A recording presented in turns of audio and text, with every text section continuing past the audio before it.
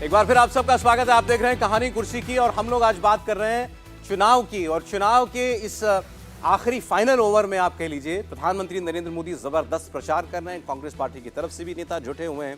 अपनी अपनी जीत का दावा किया जा रहा है। खासकर राजस्थान की आज हम बात करते हैं क्योंकि प्रधानमंत्री का कैंपेन इस वक्त वहां पर चल रहा है। नरेंद्र मोदी ने अपने आज के प्रचार के अंदर अपनी जीत का दावा किस नए अंदाज में किया, इस पर बात करेंगे आज। प्रधानमंत्री नरेंद्र मोदी को चाहे राजस्थान हो चाहे मध्य प्रदेश, खासकर इन दो प्रदेशों की मैं बात कर रहा हूं, महिला वोटरों से काफी उम्मीदें हैं। उनको लगता है कि इन दोनों राज्यों में उनकी जीत की राह प्रशस्त करने के लिए महिला वोटर बढ़ चढ़कर भारतीय जनता पार्टी को वोट कर रही है। मध्य प्रदेश में कर चुकी है और राजस्थान में 25 तारीख को करेगी। आज जब वो सभा में पहुंचे, यूं तो वैसे हर नेता कहता है कि सभा में जबरदस्त भीड़ है, मोदी की सभा में भीड़ होती ही है, लेकिन वहां उन्होंने महिलाओं को लेकर के महिला जो वहां पहुंची हुई थी, कार्यकर्ता उनकी प्रशंसक जो पहुंची हुई थी, उनको लेकर के क्या कहा, खासकर राजस्थान के परिप्रेक्ष्य में आपको सुनाते हैं और देखिए कैसे उन्होंने अपनी जीत का दावा किया। मैं माताओं बहनों को विशेष प्रणाम करता हूं। माताओं बहनों को विशेष प्रणाम करता हूं क्योंकि राजस्थान में आमतौर पर माताएं बहनें इस प्रकार से बाहर कभी आती नहीं है। आज इतनी बड़ी तादाद में आई है। इतना ही नहीं, जब खाना पकाने का वक्त है तब वो राजस्थान का भविष्य बनाने के लिए आई हैं। और इसलिए खाना पकाना छोड़ करके राजस्थान का भाग्य बनाना, ये जब मेरी राजस्थान की माताएं बहनें करती है ना, तो राजस्थान का भविष्य उज्जवल है, ये निश्चित हो जाता है। अब इस सभा में दिया गया कोई सिर्फ एक आम पॉलिटिकल स्टेटमेंट है देवेंद्र, या वाकई भाजपा को लगता है कि जीतेंगे तो महिला वोट से जीतेंगे? बिल्कुल, दूसरी बात जो आपने कही कि वाकई बीजेपी की जो पूरी उम्मीदें टिकी हुई हैं उसमें सबसे ज्यादा जो अहम फैक्टर कहा जा रहा है वो महिला वोटर्स को लेके, और उसके पीछे प्रधानमंत्री नरेंद्र मोदी ने जो कुछ किया। राज्य सरकारों की बात छोड़ें, मध्य प्रदेश में अगर राज्य सरकार की बात करनी हो तो पीएम मोदी की जो जो योजनाएं रही हैं खासतौर पे वुमेन सेंट्रिक, उसके चलते एक बड़ा वोट बैंक महिलाओं के अंदर बीजेपी ने ऑलरेडी तैयार कर लिया है। पीएम मोदी का सीधे कम्युनिकेशन आप देखें तो इसी अंदाज में होता है। आज की बात देखें तो ये कोई बिल्कुल भी पॉलिटिकल स्टेटमेंट नहीं है। महिलाओं के दिल को छूने वाली बात है कि अगर वो घर से आई हैं तो उनके दिमाग में क्या चल रहा होगा, कौन सी परेशानी चल रही होगी, उस बात का जिक्र करना देश के प्रधानमंत्री के द्वारा। आप समझ सकते हैं कि महिला वोटर्स के अंदर ये सेंटिमेंट कैसा गया होगा। और जैसा कि उत्तराखंड के चुनाव में, पिछले विधानसभा चुनाव में हुआ था कि उस जीत में भी माना गया था कि महिला वोटर के चलते बीजेपी को उतनी जबरदस्त सफलता हासिल हुई, जबकि बहुत सारे लोग कह रहे थे कि बीजेपी को वहां पे हार का सामना करना पड़ेगा। एग्जैक्टली यही चीज इस बार के भी चुनाव में है, चाहे मध्य प्रदेश हो या राजस्थान। राजस्थान में तो ज्यादा फोकस अब दिख ही रहा है कि महिलाओं और दलित, इन दो वोटर्स पे बीजेपी ने अपनी पूरी ताकत झोंक रखी है कि यहां पर किसी प्रकार की कोई कमी ना आने पाए, और उसी के तहत प्रधानमंत्री मोदी ने बयान दिया है। राहुल जी, क्या लगता है आपको? अब राजस्थान की बात जहां तक हो रही है, एक असेसमेंट भी आप दोनों से लेता चलूं। मैं पहले देवेंद्र से ही मैं पूछ लेता हूं, राजस्थान को लेकर क्या फीडबैक है अभी तक भारतीय जनता पार्टी का? और सौरभ, एक चीज तो है कि इसमें कोई दो राय नहीं कि बीजेपी का चाहे स्टेट लीडरशिप हो और दिल्ली का बैठा लीडरशिप हो, एकदम निश्चिंत है इस बात से कि राजस्थान में हमारी जीत हो रही है। ठीक है। लेकिन दूसरी चीज की जो टॉप गियर लगाने वाली बात थी, वो हमें सोर्सेज के द्वारा जानकारी मिली कि वो टॉप गियर अब लगाया गया है और एक रणनीति के तहत इस बात को प्लान किया गया था कि अंतिम 5-6 दिनों के अंदर राजस्थान में अपनी पूरी ताकत झोंकनी है, जिससे आखिरी समय का माहौल जिसे कहते हैं चुनाव के समय, जो बहुत बड़ा रोल अदा करता है खासतौर पे वैसी सीटों में जो कि क्लोज सीटें होती हैं, और उसी हिसाब से पीएम मोदी की या तो वहाँ पे रैलियां कराई जा रही हैं या रोड शो कराया जा रहा है, और वो टॉप गियर बीजेपी ने अब लगाया है।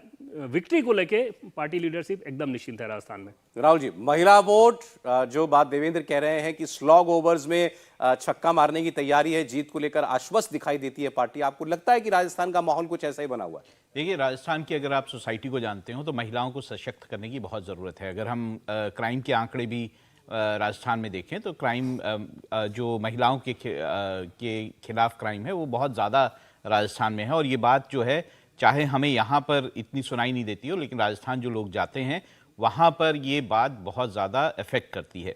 दूसरी चीज़ ये भी है कि जो प्रधानमंत्री की स्कीम्स हैं, चाहे वो उज्ज्वला योजना हो या फिर जो फ्री राशन की बात है, ये महिलाओं को बहुत अपील करता है। उत्तर प्रदेश के चुनावों में मैं खुद गया था, तब भी मैंने ये देखा था कि महिलाएं जो हैं इन दोनों योजनाओं को लेकर बहुत ज़्यादा प्रधानमंत्री की तारीफ करती दिखाई दी थी। दूसरी तरफ अगर हम प्रधानमंत्री की रैलियों को देखें तो महिलाएं जो हैं बड़ी तादाद में जो है प्रधानमंत्री की रैलियों में आती हैं। हमने ये मध्य प्रदेश में भी देखा, अभी राजस्थान में भी देखा, बड़ी तादाद में आती हैं। और ये बात सही है कि राजस्थान में इस वक्त अगर हम बाकी सब स्टेट्स को देख लें तो राजस्थान में बीजेपी बहुत ज्यादा कंफर्टेबल स्टेट में है।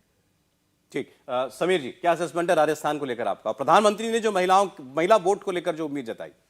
देखिए, प्रधानमंत्री मोदी ने राजस्थान में महिलाओं को लेकर तो बहुत कॉन्फिडेंट है ही। मध्य प्रदेश में भी उन्होंने महिलाओं के ऊपर फोकस किया था। और आप राजस्थान में प्रधानमंत्री मोदी की अगर रैलियां देखेंगे तो हर रैली में उनके इसमें महिलाएं फोकस में रहती है, महिलाओं का कोई ना कोई जिक्र जरूर करते हैं। राजस्थान के अंदर वो लगातार महिलाओं के ऊपर जो अपराध हो रहे थे, रेप केसेस हो रहे थे, जो क्राइम है, उसका जिक्र लगातार करते रहे। अमित शाह ने भी उसका जिक्र किया और नड्डा जी ने भी उसका जिक्र किया। उस संगठन में जमीनी स्तर पर इस बात को लगातार पहुंचा रहा है कि कैसे लॉ एंड ऑर्डर बहुत खराब हो चुका है। अगर भारतीय जनता पार्टी की सरकार नहीं आएगी तो यहाँ पर क्राइम रेट बहुत ज्यादा बढ़ जाएगा। तो मुझे लग रहा है महिलाओं की सुरक्षा को लेकर और महिलाओं को जो योजना प्रधानमंत्री मोदी ने शुरू की है उसको लेकर भारतीय जनता पार्टी बहुत ध्यान दे रही है। खासतौर से राजस्थान के अंदर जो लाभार्थी है, केंद्र की योजनाओं की महिला लाभार्थी है, उनको विशेष फोकस किया गया है और उनसे भी संपर्क साधा गया है। तो मुझे लग रहा है कि महिलाएं भारतीय जनता पार्टी के एक बड़ा वोट बैंक होने वाली। इसके अलावा राजस्थान के आदिवासी और दलित भी भारतीय जनता पार्टी के साथ इस बार बहुत बड़ा वोट जुड़ने जा रहा है, जो पिछली बार भारतीय जनता पार्टी के से छिटक गया था। मुझे लग रहा है महिलाओं, आदिवासी और दलित के कारण भारतीय जनता पार्टी इस बार राजस्थान के अंदर 120 से 125 सीटें जीतने जा रही है। 120 से 125 सीटें। चलिए, आपने बड़ा क्लियर असेसमेंट अपना दिया है राजस्थान को लेकर के। ये जो महिलाओं पर अत्याचार की बात है या अपराध की बात है, बीजेपी का हर लीडर टॉप टू बॉटम, प्रधानमंत्री से लेकर हर नेता जो है इस बात को, खासकर शांति धारीवाल ने जो विधानसभा में कहा था कि मर्दों का प्रदेश है इसीलिए रेप ज्यादा होते हैं, उसको गिनाता ही गिनाता है। और प्रधानमंत्री ने भी लगातार, खासकर महिलाओं के बीच अपनी योजनाओं का प्रचार करना हो या बीजेपी के लिए क्यों महिला महत्वपूर्ण है, महिला वोट महत्वपूर्ण है, इसको गिनाना हो, ये बात वो लगातार करते हैं। आज की सभा में भी वो की। देखिए, शांति धारीवाल जी ने सदन के भीतर कहा और दिव्या मदेरणा उनकी महिला विधायक हैं, बहुत तेज तर्रार विधायक हैं, राहुल जी की टीम की मेंबर हैं। उन्होंने ये कहा कि शाम के बाद यहाँ किसी को भी डर लगता है, जब मुझे लगता है तो आम महिला का क्या हाल होगा। तो कानून व्यवस्था के मसले पर राजस्थान सचमुच इतने नीचे कभी नहीं था, इस स्थिति में नहीं था कि सरकार न चलती हुई दिखे, मतलब सरकार है ही नहीं। तो एक तो वो सीधे महिलाओं को असर करता है, दूसरा जब इस तरह के संवेदनहीन बयान आते हैं तो उस पर, जिसको कहते हैं ना कि आपको जख्म हो गया हो, उसी पर कोई नमक छिड़क दे। प्रधानमंत्री नरेंद्र मोदी, जिनकी सारी योजनाएं वो घर से शुरू होती हैं, घर रसोई, इसके आगे जाती ही नहीं। बाकी ठीक है, वो बड़ी बड़ी योजना लगाते हैं, बड़े बड़े काम करते हैं, लेकिन जो महिलाओं को असर करती हैं वो कहते हैं कि भाई घर महिला के नाम पे कर दो। वो कहते हैं भाई उज्ज्वला आएगा तो उसको देखो, अगर महिला है तो उसके नाम पे कर दो। अगर शौचालय की योजना बन रही तो उस घर में महिलाएं जा रही, उनको दिक्कत हो रही, इसलिए कर दो। खाता खुलने वाला है तो भाई महिला कहां रखेगी, वो तकिए के नीचे रख देती थी, पैसा खराब हो जाता था, उसको दे दो। एक तरह से जितनी योजनाएं केंद्र सरकार की हैं, जो नरेंद्र मोदी की योजनाएं शुरू हो, वो सब महिला सेंट्रिक हैं। इसीलिए सेल्फ हेल्प ग्रुप की बात हो या इस तरह की जिसको हम मुद्रा योजना कहते हैं, उसमें महिलाओं का प्रतिशत बढ़ जाता है। कानून व्यवस्था खराब होना, महिलाओं पर हमला, और घर में नरेंद्र मोदी हाथ पकड़ रहे हैं, ये दोनों महिलाओं को अपील करता है। और इसीलिए जब हम लोग मध्य प्रदेश के चुनाव की बात कर रहे थे तो हम कह रहे थे देखिए लाडली बहना योजना, लेकिन उसमें प्रधानमंत्री नरेंद्र मोदी की जो योजनाएं थी वो सब मिलकर वो कतार आपको दिखती है, और वही राजस्थान में होता हुआ दिखता है। यहां मैं एक बात जरूर कहूंगा, जो अभी देवेंद्र जी ने कहा कि लास्ट टाइम में ठीक है स्लॉग ओवर में मार दिया, आप बड़ा कंफर्टेबल थे, लेकिन मैच काहे को ऐसे ले जाना था, आप जबरदस्ती लेके चले गए। जिस राजस्थान में अशोक गहलोत बहुत नीचे जा रहे थे, मैं ये कहूंगा कि भारतीय जनता पार्टी पता नहीं किस गुमान में थी, केंद्र और राज्य की लीडरशिप पता नहीं क्या कर रही थी, इतना संघर्ष आपस में कर लिया कि लोग कहने लगे कि कांग्रेस लड़ाई में है, और अशोक गहलोत भी अपना सेंटिमेंट ठीक करने में कामयाब रहे। निश्चित तौर पर भारतीय जनता पार्टी वहां बेहतर स्थिति में है, लेकिन बहुत बेहतर स्थिति में थी, उसको क्यों नहीं बचा के रखा, यह समझ में नहीं। अपना मैच खुद खराब किया बीजेपी ने। निश्चित तौर पर जोड़ देता हूं तुम्हें। अब योगी आदित्यनाथ के राजस्थान की अगर सभाएं ध्यान से देखोगे सौरव जी, तो हर सभा में उन्होंने हिंदुत्व की बात की है और महिला हो रहे अत्याचार की जिक्र किया, और उन्होंने कहा है कि यूपी में अगर होता है तो अगले चौराहे पे वो पुलिस को ठिकाने लगा देती है। ये राजस्थान में कि जो महिला पे अपराध करता है वो पूरे राजस्थान में शान से घूमता है और अपने अपराधों का बखान करता है। उन्होंने हर सभा में महिला अत्याचार की बात की। मुझे लग रहा है मोदी और योगी ने जो महिला अत्याचार का मुद्दा राजस्थान में उठाया है उसके कारण महिला का बड़ा वोट बैंक इस बार भारतीय जनता पार्टी के पक्ष में जा रहा है। मैं आपको आज का बता देता हूं ना, नरेंद्र मोदी ने शुरुआत की कि सनातन को लेकर इन गवंडिया अलायंस के लोगों ने क्या क्या कहा था, मत भूलिएगा। योगी आदित्यनाथ ने कहा कि इनके प्रधानमंत्री कहते थे पहला अधिकार मुसलमानों का है हमारे संसाधनों के ऊपर, हमने आकर के वो गरीब को दिया है। इसके अलावा मतलब राम जी का मंदिर, तमाम बातें ये तो प्रमुखता से उठाई जा रही है। हिंदुत्व तो एक बड़ा एजेंडा है। जो बात हर्षवर्धन जी ने कही, इस मैच को क्लोज बनाने की दोषी खुद भाजपा ही है क्या अपने लिए? बिल्कुल सौरभ, क्योंकि क्रिकेट के भाषा में आपने स्टार्ट किया था इस बुलेटिन को, तो उस भाषा में समझाएं कि पहले जैसा कहा जाता था इंडियन टीम के बारे में कि आसान मैच को भी इंडियन टीम कभी कभी बहुत मुश्किल बना लेती है। तो इसको राजस्थान के चुनाव को अगर आप देखें तो आप कह सकते हैं कि 6 महीने पहले 150 के मैच को अब बीजेपी ने 110 का मैच बना लिया है। 150 को 110 200 में से अगर वसुंधरा राजे सिंधिया को 6 महीना पहले 8 महीना पहले लीडरशिप डिक्लेयर करके, क्योंकि अगर आप देखेंगे ना पिछले 1-1.5 साल में खास तौर पे, तो ऐसा समझ में ही नहीं आएगा आपको कि वहाँ पे प्रदेश संगठन अशोक गहलोत से लड़ रहा था, उनकी योजनाओं को काउंटर करने के लिए लड़ रहा था, वो आपस में ही लड़ाई करने में लगे हुए थे। खासतौर पे तब जब सतीश पुनिया प्रदेश अध्यक्ष रहे और उनकी और वसुंधरा राजे सिंधिया की तनातनी एकदम से सड़क पे आई हुई थी और इतने नीचे लेवल पे गई थी कि वसुंधरा राजे सिंधिया का अगर जन्मदिन पे कोई कार्यक्रम हो रहा है तो उस दिन भी पार्टी संगठन जानबूझ के कोई और कार्यक्रम रख दे रहा था और दोनों जगह जोर आजमाइश होती थी, शक्ति प्रदर्शन होता था। तो इस रूप में अगर आपने अपने संगठन को छोड़ रखा है तो एक तरह से हेडलेस चिकन वाली स्थिति थी। अब उस चुनाव के चलते 150 का स्कोर 110 पे आया है। 110 वाले बीजेपी वाले खुद कहते हैं, जाहिर तौर पे सर ये तो कमाल बात है।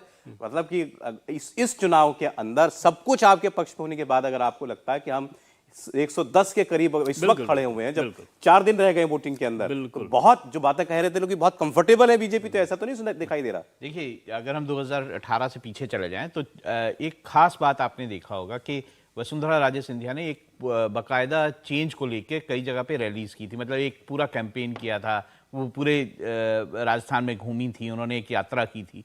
इस बार भी जहाँ तक मुझे जानकारी है कि वो इस तरह की यात्राएं करना चाहती थी, लेकिन उनको रोक दिया गया और दूसरी तरह की यात्राएं अलग अलग जो 4 अलग अलग यात्राओं को बनाया गया। तो मुझे लगता है कि वसुंधरा राजे सिंधिया को अगर शुरू में ही आगे रखा जाता, उनको पूरी तरह से शुरू में ही कैंपेन करने दिया जाता, और शायद जो बाकी भी पैनलिस्ट बोल रहे हैं कि उसकी जो बीजेपी की स्थिति है वो बहुत ज्यादा बेहतर इससे हो। अरे अब आज के लेकिन अपने प्रचार के अंदर प्रधानमंत्री ने, जादूगर तो हम सब जानते हैं किनको कहा जाता है, अशोक गहलोत को, लेकिन प्रधानमंत्री ने बाजीगर किसको कहा, वो भी दिल्ली में बैठे बाजीगर को। जरा आपको दिखाते हैं। गठबंधन गठबंधन के नेताओं ने कैसी कैसी आपत्तिजनक टिप्पणियां हमारी माताओं बहनों के लिए की है। बिहार के मुख्यमंत्री ने तो विधानसभाओं में महिलाओं के प्रति घोर अपमानजनक शब्दों का प्रयोग किया है, लेकिन मजाल है कि कांग्रेस के किसी भी नेता ने कोई आवाज उठाई हो, और यही कांग्रेस का असली चेहरा है जिसे राजस्थान के लोग पहचान गए हैं। उस मंत्री के पास शायद कई लाल डायरिया छिपी हुई है, इसलिए ऐसे मंत्री को भी टिकट दे दिया।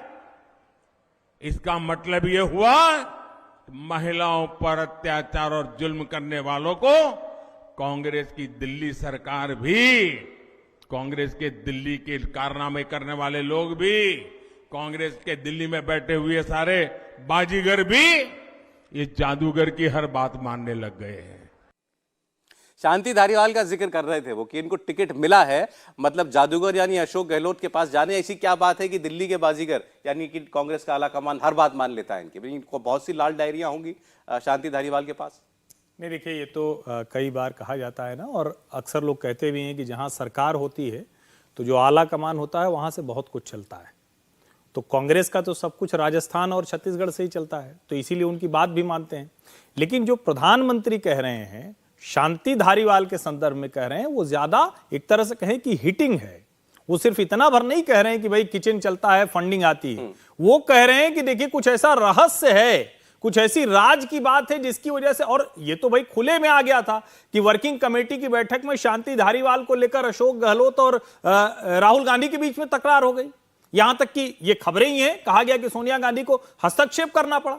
और उसके बाद भी अगर आपको टिकट देना पड़ जा रहा है, फिर तो मतलब है कि कोई ना कोई कमजोर नस दबी हुई है, कहीं ना कहीं कुछ गड़बड़ है। और अगर ये बात लोगों को समझ में आएगी तो चुनाव के वक्त ये छोटी छोटी बातें कहीं ना कहीं असर डालती हैं। एकदम से असर डाल देंगी नहीं है, लेकिन थोड़ा थोड़ा तो असर डाल देती हैं। काम प्रधानमंत्री कर गए। भाई सीधी सी भाषा में कहें तो वो कह रहे हैं कि ब्लैकमेल हो रहा है कांग्रेस का आला कमान इन डायरियों से।